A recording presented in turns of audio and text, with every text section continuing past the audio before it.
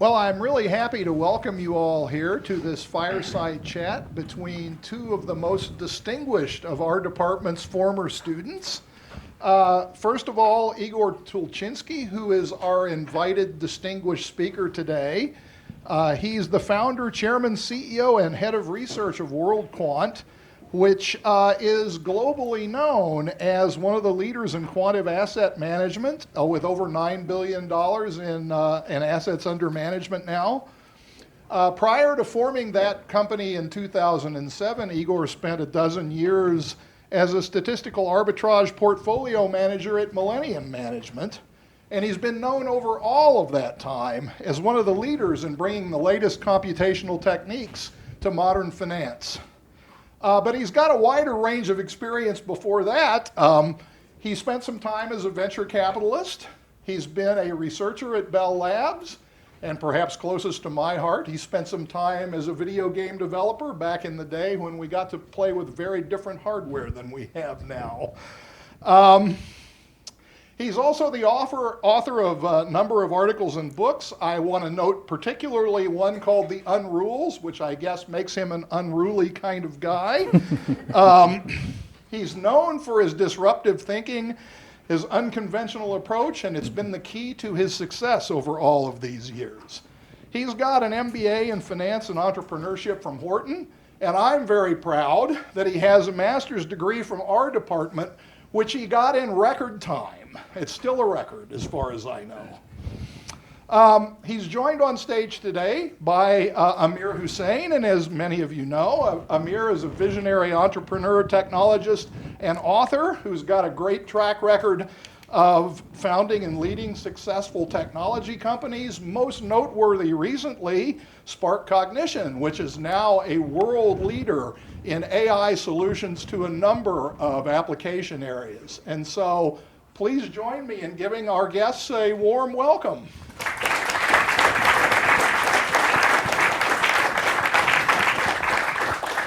And with that, I'm going to turn this over to Amir, who can lead the conversation from here. Thank you. Well, thank you very much, Chairman Fussell. It's always wonderful to be here, wonderful to be at UT Austin. And I'm so very grateful to Igor for accepting our invitation and for being here with us today. It's going to be an absolutely marvelous discussion.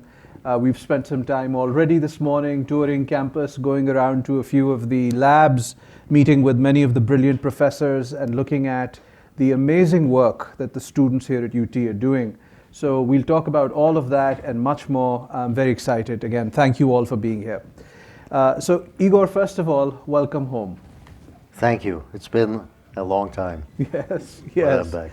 And we should have you here more frequently. I wanted to start off, since you are a Longhorn and you were in this department, and you're a computer scientist, but also you're interested in software. You were a game developer. What was your experience at UT like? What brought you to UT? Tell us a little bit about that story. UT had a great computer science department. Mm-hmm. And I lived in Texas at that time and in Houston, so going to UT was a natural choice. The classes were great, the professors were great. I loved the huge campus and a wide variety of people, and the price was right. Well, we're very proud of that. The price continues to be right, particularly for in-state students, and that is, of course, a national problem, but UT has been delivering tremendous value for many, many years at a very good price point. I saw that you and Professor Mock just met very warmly, and of course, he was here when you were here, as were several other professors. Did you take a class with Professor Mock? Yes, we worked on research together. Oh, okay, fantastic. And while you were working on that research, I would imagine this would be the old Taylor Hall, right? This obviously much before this building. Sounds familiar. Yeah. Yes. And what was your research on? It was on satellite scheduling of a number of satellites and proving that it's NP complete. Wow. Problem. Okay, tremendous. Tremendous. So now you were here at UT, you did your master's in computer science, and then you went off to Wharton to do your MBA. Straight away, or did you do something in between? There was a period, 2-year period of Bell Labs. Bell Labs, that's right. And your work at Bell Labs was? I worked on PBX systems software. Bell Labs, I had a scholarship from them, which obligated me to return. That was one of the reasons that I finished the degree in 9 months, because I only had so much time to finish it before the scholarship ran out. So yeah, 2 years at Bell Labs, and then I went to Wharton, and then started doing other stuff. And that's quite remarkable. I don't quite know how the department agreed to give you a degree in 9 months, but that's much less than anything I've ever heard before. It's the record, right? That's the record. Yeah. Still held today. Amazing, amazing. And so then once you got done with Wharton, after that you went straight to Wall Street? Pretty much, with a few little jobs that don't really count. I went to Wall Street, worked a little bit at venture capital, and then I wound up at a company called Timberhill, which is now more known as Interactive Brokers. Yes. Working for Thomas Petterfi, a Hungarian immigrant who was also a programmer. Wow. So there's this underlying story here which is very interesting, and many of you may be familiar with this, and others it might be news to. But there's this very interesting interplay between computer scientists, mathematicians, and what happened on Wall Street back in the 80s and 90s. As computers were becoming popular, as these systems allowed complex programs, computation to run, there was this new opportunity to go look for what's called alpha. And we'll have Igor explain all of that to us. But Igor was part of that generation that was taking computer science to Wall Street and finding ways to computationally mine the market for return, which is, now we think about it and we say, sure, these big computers run all of this and they generate all this alpha, but it wasn't quite obvious at that time. That wasn't really how trading was done. So Igor was there trading on the market while all of this was being invented, if you will, and all of this was being discovered.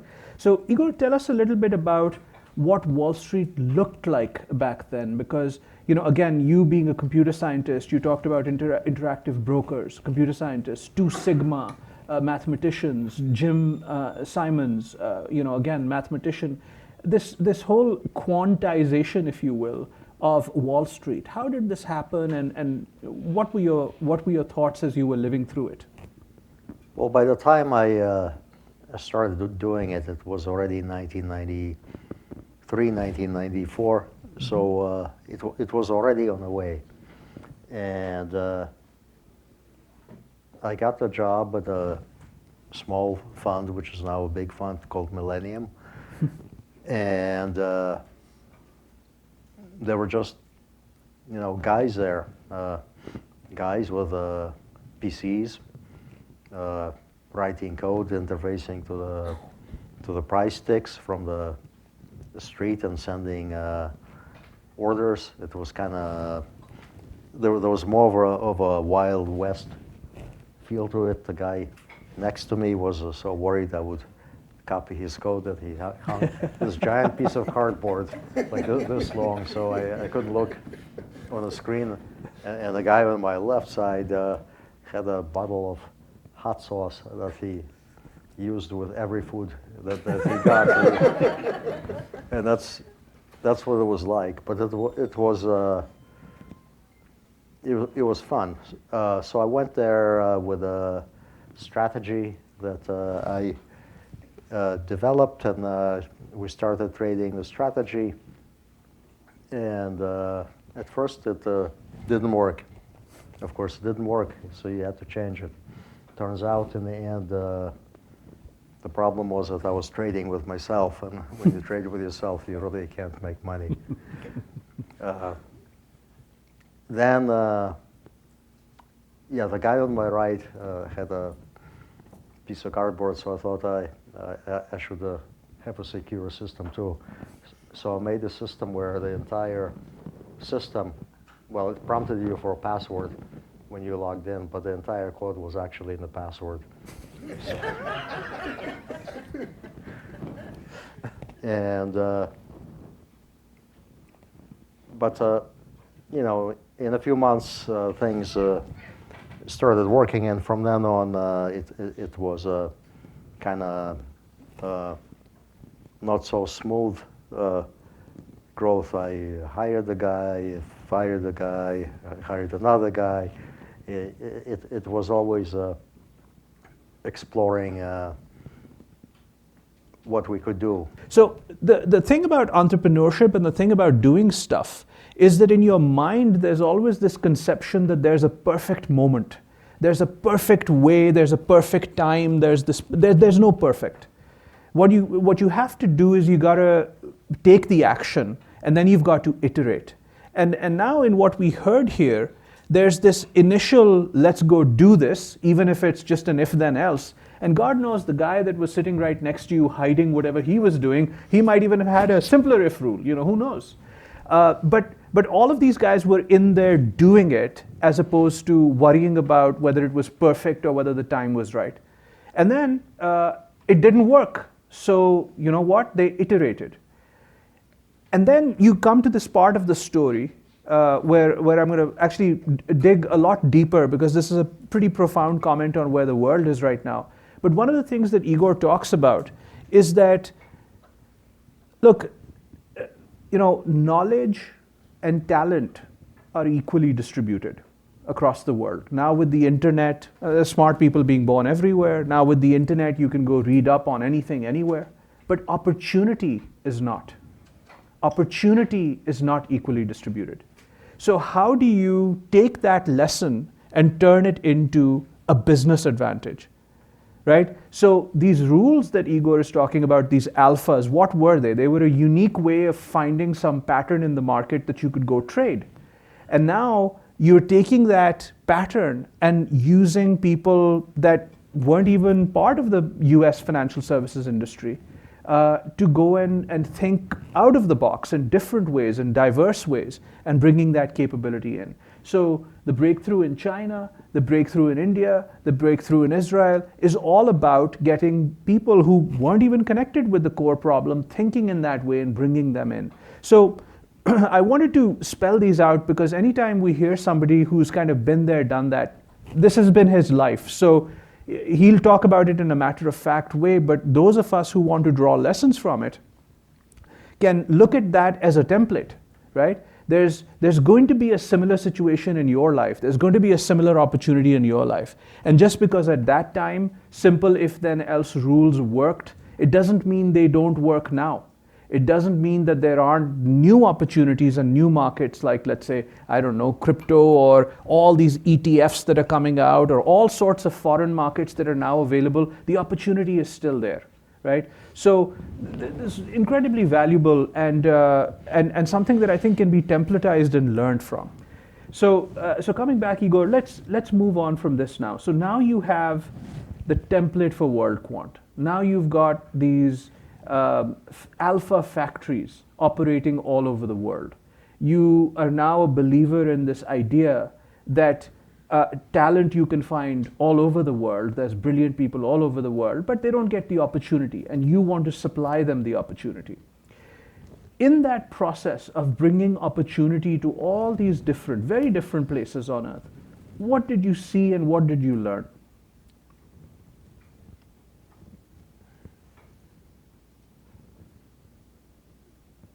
Well, my favorite thing to do was to go around and visit all the offices, because the amount of intelligence and new ideas and different ways of thinking was just incredibly stimulating. And And what did I learn? I learned that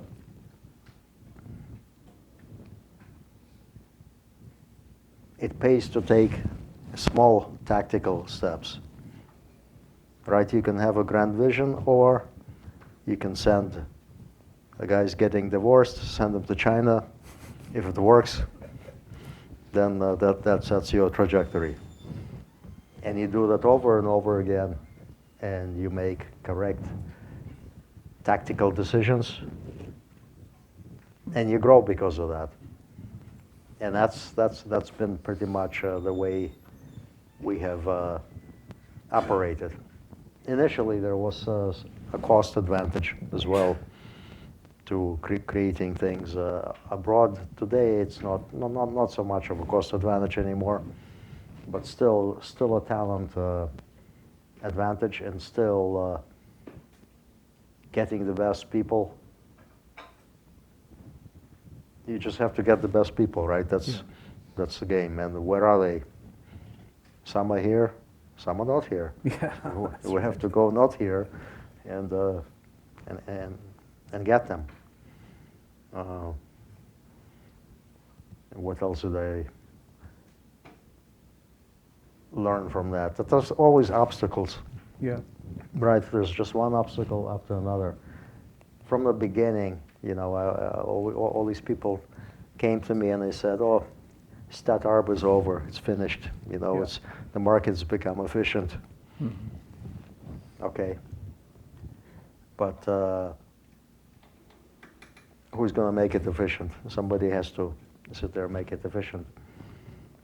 So you just plow through that, and every obstacle you face just gives you information, and every action you take also gives you information. That's why it's always better to take actions.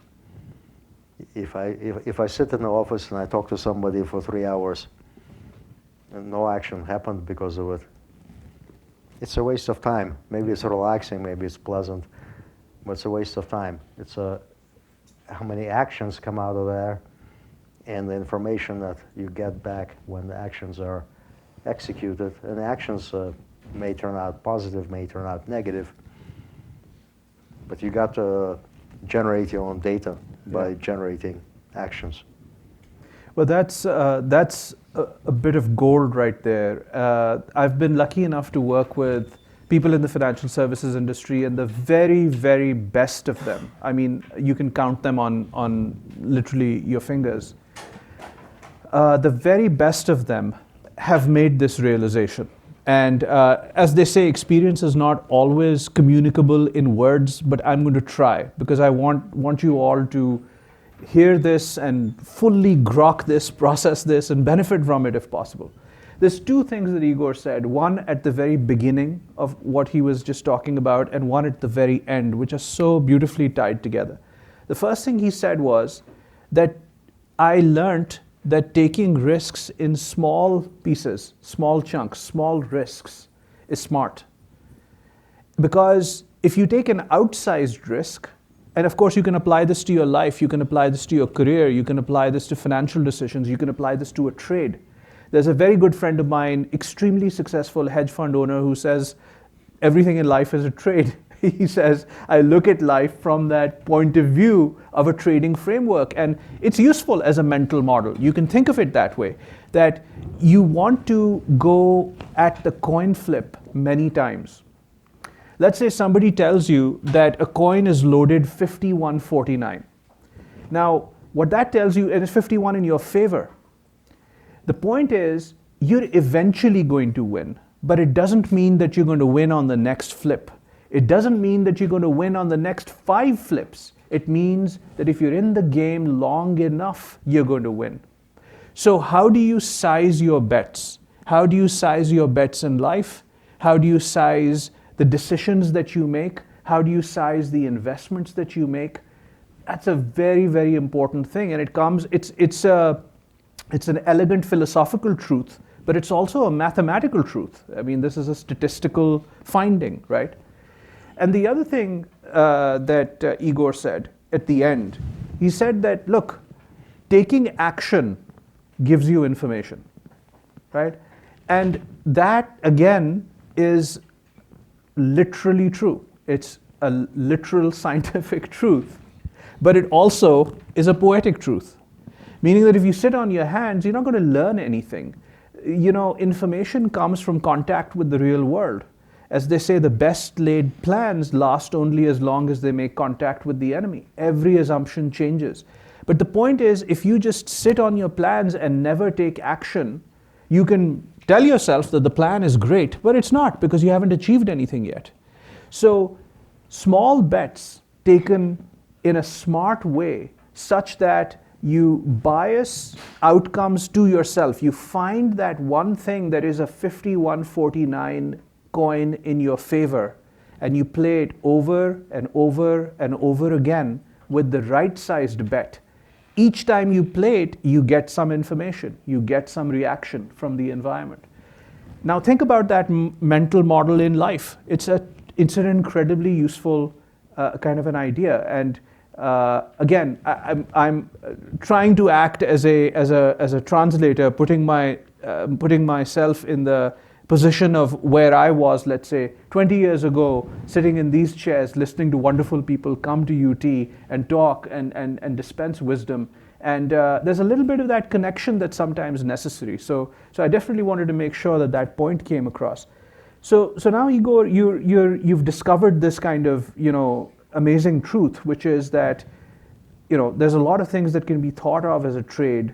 You're going to make right-sized bets. You're going to have many at-bats. You're going to play the game over and over. And with that, you're going to gain information.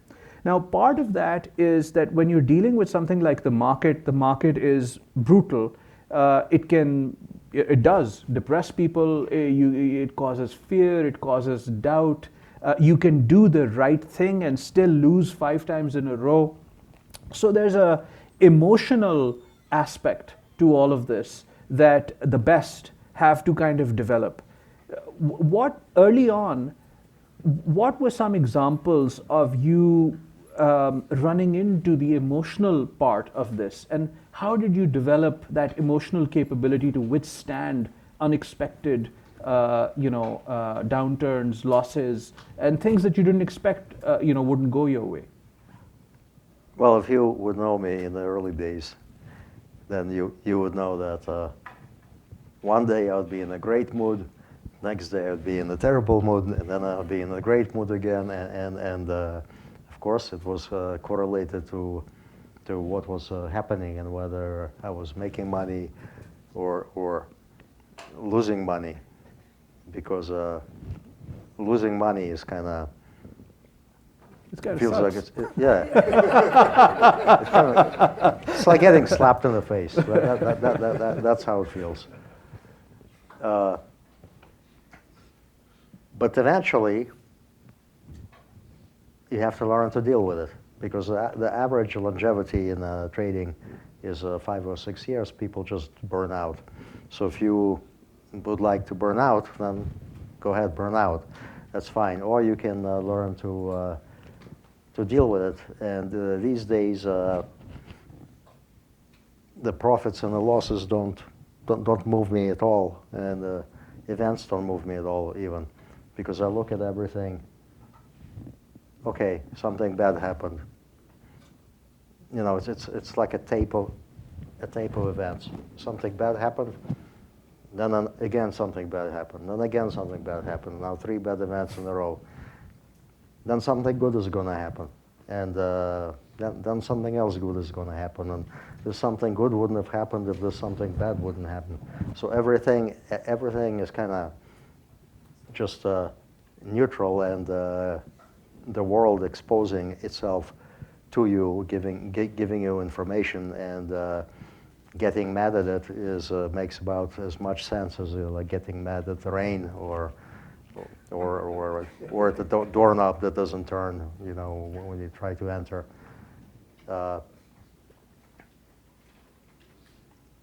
Yeah. So these days I'm very, very calm. Yeah. And again, I want to repeat what you just said because it struck me. Good things and bad things happening are the world revealing itself to you. Good and bad events are simply the world revealing itself to you. And there is a view that one can take about good and bad events, which is that good and bad events happen to us. We are the focus of the universe, and the universe is exclusively focused on either benefiting us or harming us. And of course, if you think of the universe in that way, well, then that's the universe is a big thing and I'm a very small thing, and you kind of feel bad. Why is this universe picking on me? But in reality, it's just a thing that happens. It's not about you, it's about the universe simply creating information. Sometimes that information is perceived by you as negative, but that thing can become positive later on. The key point is, as they say in finance, and I want you to elaborate on this idea also, don't risk ruin. I've heard a lot of great traders, financial minds, and it's such a simple thing. It's like, I've built and run companies my whole life, and I remember when I was a kid, did my first company, one venture capitalist who was very senior, he looked at me and he said, the number one reason why companies fail? I'm like, I don't know, what's the number one reason why companies, they run out of money. And I was like, yeah, sure. Like, of course. Of course they run out of money. But now, after like 24 years of thinking about what he was saying, it wasn't a trite comment. It wasn't a trite comment. There was a lot behind it. Meaning that, okay, the number one reason why companies fail is because they run out of money. Well, how do companies run out of money? Okay, and now that's a more interesting question. And now in your situation, make a list of how could you possibly run out of money? And then figure out, well, how can you mitigate each one of those risks that causes you to run out of money? And so on, right? So something that sounds trite only sounds trite because you process it at this kind of really superficial level. And also you don't act. You don't act on it. So you don't ever find out what the depth of meaning behind that bit of knowledge was. So this comment that, again, people make, don't risk ruin, has to do, again, with taking small bets. But Igor, on this topic, now I know that you've worked also with wonderful partners, people that have been senior and had a lot of experience in this space. Is there one person in particular or a couple of people who were sort of friends and mentors from whom you learned how to develop this kind of ease and moderation in your reaction to things, and learned sort of the secrets of longevity in a very, very stressful profession? Yes, well, my partner is an Englander. Had a book that was published internally. It was a few hundred pages. On each page, he just said, don't lose money. You would flip the page, don't lose money, with a different picture. And that was it. And what that boils down to is cutting losses. You have to cut losses religiously, because if you can manage the losing, the winning takes care of itself. So cutting losses, very, very hard to do, actually. Emotions always rise up, and you start thinking, you either start hoping for something to come back, or you start rationalizing something. But it's very simple. If something is losing money, stop doing it and do something else. And that's it. That's the whole trick to it, really. Yeah. Well, on this, I would say, this idea of cutting losses, just sort of, we will get into questions, but I want to poll the audience. When we talk about cutting losses in entrepreneurship, in life, in trading, and et cetera, we're not just talking about like selling a position, right? We're not just saying, this, I have XYZ stock and it's been a week of losses and I keep thinking it's going to come back, but maybe the company's on its way out. It's not just about that. It's also a little bit more than that, which is in life you make investments which are non-monetary as well. You go chase certain things, and at what point do you know that something is a loss? Who here feels they're very good at identifying their losses, being real about their losses, and cutting their losses? Who here feels that they're not good about identifying their losses? That's why it's hard to be a big-time trader. That's why it's hard to be a big-time trader. And there's a lot of emotion tied to decisions that you've made. Because now what happens is that when you cut your losses, what are you doing? You're selling something that you just bought. When you bought that thing, you had a conception in your mind as to why and how this will turn out to be a great thing. You had convinced yourself that this decision, this idea in your mind would work out. And as in Igor's parlance, the world revealed itself to you with time. The world revealed itself to you that you had a wrong idea. It becomes an issue of ego. When you sell that position, it is you fighting the universe. When you sell that position, it is the universe has had the better of me and I'm going to not allow this.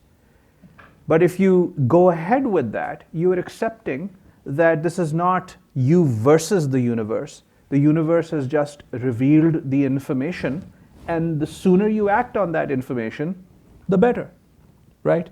And so I think internalizing that, and again, this conversation is about mental models. This conversation is about the technologies that Igor is excited about, and we'll get to that here in a second, and the amazing things that he's building with WorldQuant Predictive, which is this platform which will give rise to many companies across exponential areas of technology, yes. But you might go into quantum or might not. You might go into AI or you might not. But all of you have already entered life. And I think that this part of the conversation, which can so easily be abstracted to lessons that each one of you can take away from here and start thinking with these mental models, I genuinely think can be very useful to all of you. And that is my hope. So taking the conversation forward, Igor, now, again, people that have really succeeded in an area keep talking about first principles. Clearly, what you've shared with us today are the first principles of trading, meaning don't take information personally, don't take the losses that life sends you away personally, because they're not personal. The universe isn't worried about you, it's not thinking about you, don't stress it, right? It's just information that's being sent to you. Don't worry about cutting your losses, because cutting your losses is just acting on information that the universe gave you. No big deal, okay? Everybody's wrong. Size your bets in a way that you don't force yourself into ruin by thinking that that one coin flip in your favor is going to turn out to be good, and maybe 5 don't, but then the rest will. So yeah, these are all great lessons to learn. But now, Igor, tell us, beyond this, now as you think about, you've built WorldQuant into this giant, you're still growing it, you still have aspirations to continue to increase the talent that you have available. You've collected more than 1,000 extremely motivated people. I attended your conference in the Bahamas, and I saw personally, many of the amazing people from all over the world that you collected there, and the energy, and that's not easy to do, to build an organization that's that distributed and so on. So that's already a huge win. But as you think about the future, beyond your success in the financial area, you've also been a venture capitalist. What technologies excite you the most? what current trends or maybe trends that aren't talked about today are things that you think will change the world for the better? Well, there's quite a few of them, right? Starting, of course, with things like AI and robotics, which we saw so much of today. Medicine, right? The sequencing cost is falling exponentially, and anything falls exponentially, there's opportunities there. I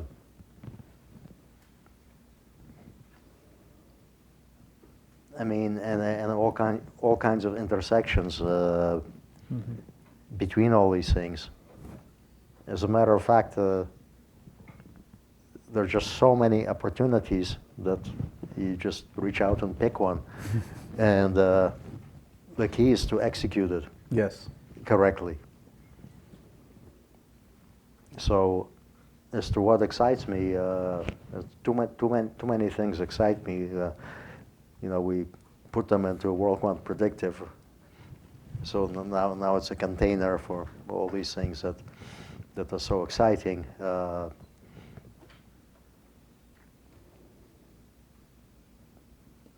don't know if I answered the question. No, I think you did, and I want to ask the audience here. We talked about quantum, we talked about predictive artificial intelligence, we talked about computational biology. These are all things that, robotics we talked about, we know these things are going to change the world.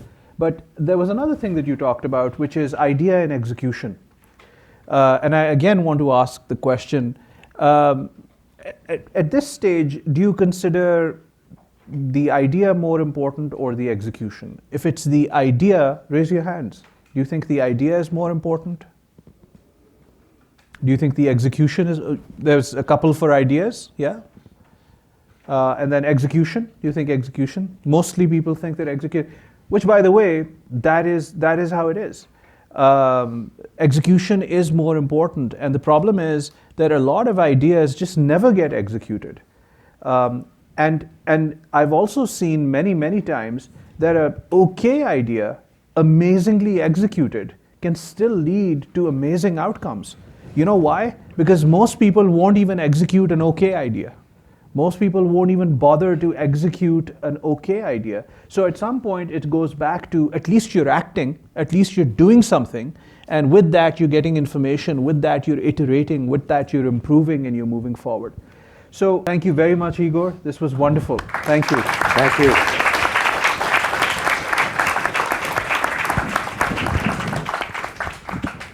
So Igor, on behalf of all of us here at the Computer Science Department, affiliated with the Computer Science Department, welcome back. We're glad to see you, and we'd like to thank you for coming and sharing your wisdom with us with this little memento of your visit.